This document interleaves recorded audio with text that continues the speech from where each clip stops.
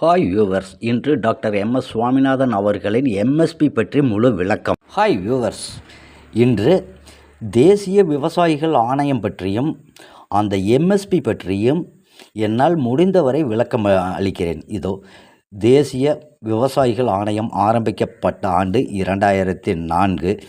இதில் 8 பேர் உறுப்பினர்கள். அதிலே தலைவர்தான் எம்.எஸ். சுவாமிநாதன் அவர்கள் சுமார் 2 ஆண்டுகள் ஆகஸ்ட் மாதம் 2006 மத்திய அரசிடம் அந்த 5 கட்ட பரிந்துரையை சமர்ப்பித்தார்கள். ஆனால் இன்று வரை அது மத்திய அரசிடம் எங்கேயோ ஒரு மூலையில் தூங்கிக் கொண்டுள்ளது.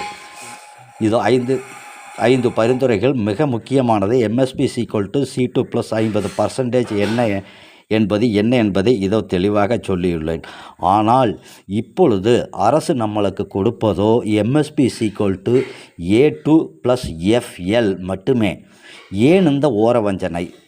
இதோ C2வில் என்னென்ன இருக்க வேண்டும் என்பது இதோ: விதைச்செலவு, உரச்செலவு, கூலி, டீசல், குடும்ப உழைப்பு, நிலத்தின் வாடகை முதல் கொண்டு இயந்திர தேய்மானம், அனைத்து வகையான செலவுகளும் சேர்த்து சுமார் 10,000 ரூபாய் வந்தால் 50% என்பது 10,000 + 5,000 15,000 கூட்டி அவர்கள் எம்எஸ்பி நிர்ணயிக்க வேண்டும் என்று எம்.எஸ். சுவாமிநாதன் ஐயா அவர்கள் பரிந்துரைத்தார்கள். ஆனால் அது இன்று வரை நடைமுறைப்படுத்தவில்லை.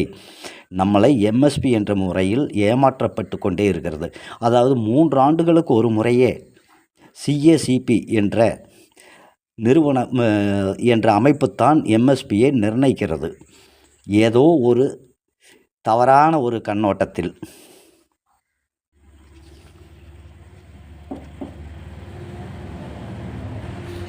இதோ சுவாமிநாதன் அவர்களின் உலகளாவிய ஒரு அங்கீகாரத்தை பற்றி மிக தெளிவாக பாருங்கள்.